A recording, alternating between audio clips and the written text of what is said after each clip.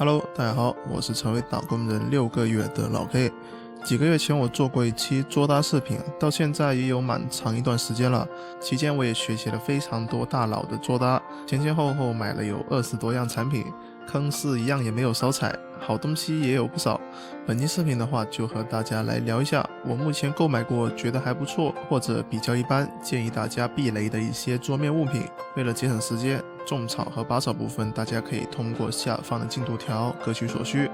首先还是来聊一下我目前的环境，因为明年大概率就会搬离这个宿舍了，所以在一些墙壁的装饰或者物件的选配上，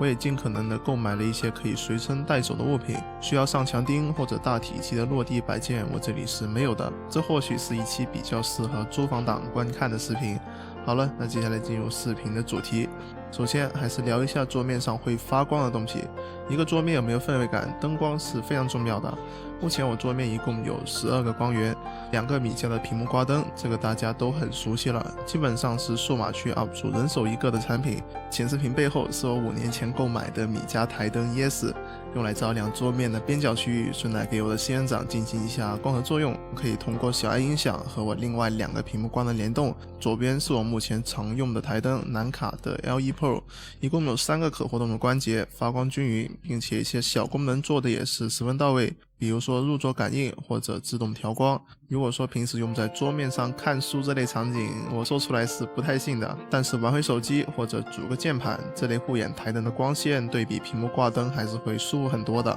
前面这些台灯算是桌面上的主光源，那氛围光部分，桌面背后的小米灯带我也用了有小半年时间了，优点就是可以和小爱同学联动，亮度也还不错，和便宜的灯带比起来，效果是好上不少的。目前市面上也有非常多可以平替的产品，如果觉得贵的话，可以去了解一下耶赖的双色温灯带，效果也是非常不错。关于增高架上的摆件，在右侧的话是一块我近期入手的 Color Light 加中控台。当初这款产品概念出来的时候，我就非常感兴趣。果然在我入手之后也没有让我失望，中间可按压的旋钮加上4个按键，基本上满足了我对中控台的一切幻想，可以通过它来控制电脑的开关机，监控硬件信息，调整音量，显示粉丝数量，控制量子灯设备，甚至在无聊的时候玩个小游戏都是 OK 的。配合量子灯和小奶砖，桌面效果拉满。缺点的话就是小贵，在买它之前我上网找了一圈，考虑到功能性和玩法，目前市面上是没有平替产品的，也算是1分钱1分货了。桌面的音频部分，我目前常用的一共有3款，一个是漫步者的新品 M330， 另外一款是 MIDI Plus 的监听音响，游戏麦是科麦的一款地游麦。首先还是来聊一下侧面这款漫步者 M330， 我购买它的理由就是在我不开电脑的时候，也可以通过手机连接音响来听歌。整机60瓦，最高120瓦的功率，当一个广场舞音响都是绰绰有余了，并且作为一个桌搭的摆件，整体原木外观加上金色电镀按钮，本身的颜值也是非常能打。在声音方面作为一个音乐音响，出来的声音对比监听音响会更加的浑厚。作为我懒得开电脑情况下又想听歌的一个小音响，音质方面基本是可以满足平时的需求了。在生产力方面， MIDI Plus 作为我的监听音响，购买它的原因就是我之前用单声道音响剪辑的时候，试过很多次发布了只有左边耳朵有声音的视频，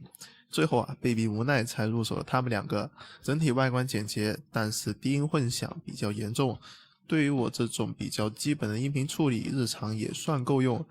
平时的游戏麦是这款型号叫 U2， 来自科麦的一款电游麦克风，599带悬臂的一个套装，也是 USB 即插即用，可以配合 iPad 或者手机使用。通过麦克风正面的按键可以一键切换音效或者音量，整个操纵还是非常方便的。但是需要注意的一点是这类麦克风如果你的录音环境比较差的话，还是要谨慎再谨慎选择，可能会导致录制出很多环境噪音或者口水音。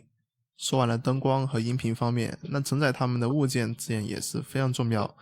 增高架我选的是 PC Dock 出品的一款多功能增高架，同时带有指纹解锁、无线充电、拓展 Hub、氛围灯这些功能，最高配的版本甚至还外置了网卡和蓝牙，可以为没有内置蓝牙的主板拓展这些功能。价格的话，我这一款是400多入手，88厘米，材质是全铝合金。如果你要问我最喜欢的是哪个功能，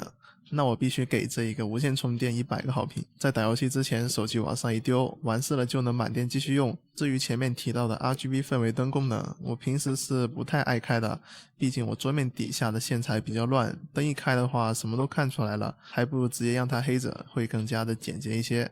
还有一样收纳类的东西我非常想跟大家唠一下，就是我旁边这一款洞洞板，随便上某宝或者拼夕夕搜一下就可以找到。我这一块的长度是80×40厘米，其实我感觉更大一点会更好，但是我桌面空间就这么点，也没有太多办法。可以用来竖向收纳一些键盘或者盆栽，为桌面拓展一定的纵向收纳空间。上面挂的2把键盘，一个是 Newfie 的战争机器，另外一把是我很久之前在一位 UP 主朋友那里收回来的一个中65。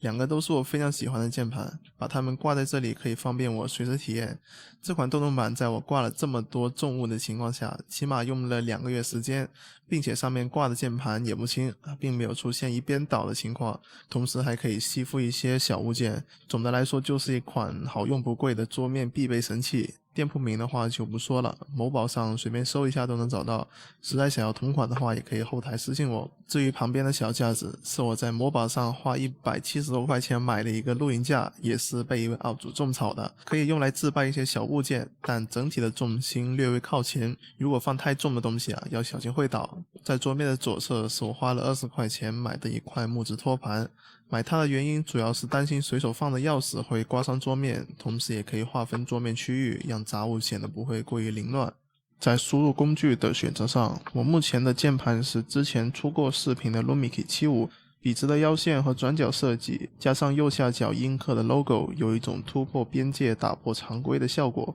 除了键帽容易打油这一点我不太满意之外，其他各方面都是一把还不错的键盘。在桌子右侧留出的空间，我也会用来放一些我正在体验写稿的键盘产品，可以随手拿起来观察。鼠标上，我目前用的是独魁的 V2 Pro， 是上个月入手的，上一代的终极版已经成了我桌面的一个小摆件。但有一说一，这款鼠标我并不是很满意。对 CPU 的负载增大这方面就不说了，鼠标的续航原地尿崩，基本上逃不掉3天一充的命运，并且我是看了测评说模具没有变化之后才买回来的，实际上手之后发现它的尾部会更加的顶手，对我打游戏拉枪的时候还是有一定限制的，所以想从终极版换到 V2 Pro 的玩家还是需要注意这一点，你起码会有蛮长一段时间的适应期。最后滤纸也是桌面上必不可少的东西，考虑到有时候我会2-3天都不在宿舍，所以我买了几个简单好养的吸烟球，基本上2个月浇一点水，靠台灯就能养得很好，也在我之前一期做大视频里出现过，肉眼可见的在长高。我的本意是想把吸烟球放在显示屏和增高架之间的，无奈并没有估算好距离，所以只能暂时请他们住在侧边了。接下来就是大家可能会比较期待的拔草环节，也是我购买了之后使用了一段时间，感觉有些后悔的物品。这里并没有针对某个品牌方的意思纯粹是不太适合我自己。首先就是刚刚提到的盆栽没有办法放到增高架上的罪魁祸首，就是显示器背后这一款松能的双屏支架，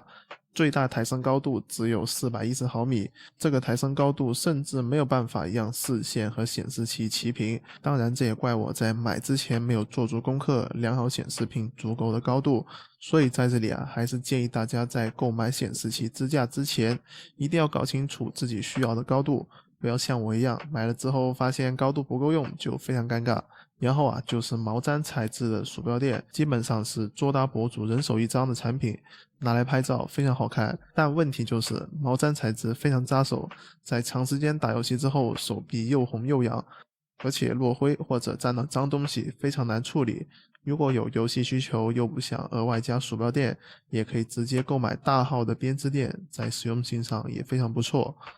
下一款就是这个糖豆人的像素灯，我在某宝花了60块钱入手的一个小玩具，当时也是看了很多博主都在用，但实际上上手之后发现这个塑料感是非常强的，最要命的是侧边出现没有办法把它放在屏幕下方，只能侧着放，所以就是一个非常鸡肋的产品不太推荐。最后就是旁边的4层置物架，在某多多或者某宝上可以找到很多同款，非常便宜，可能就100多200块钱。虽然说很便宜，也不能要求太高，但我劝大家还是稍微加一点预算买个铁架子会实用很多。这款架子买回来就放了一些杂物或者手办之类的小物件，板子就已经肉眼可见的向下变形了，而且安装起来也非常费劲。如果有这类需求还是建议大家加钱。说了这么多，这张桌子其实我也有很多不满意的地方，整体搭配比较凌乱，看起来没有那么优雅。如果各位有什么更好的建议，欢迎在评论区留言。看上了我桌面任何一款产品，也欢迎后台私信我要链接。好了，那是本期视频的全部内容，感谢大家观看，我们下期视频再见，拜拜。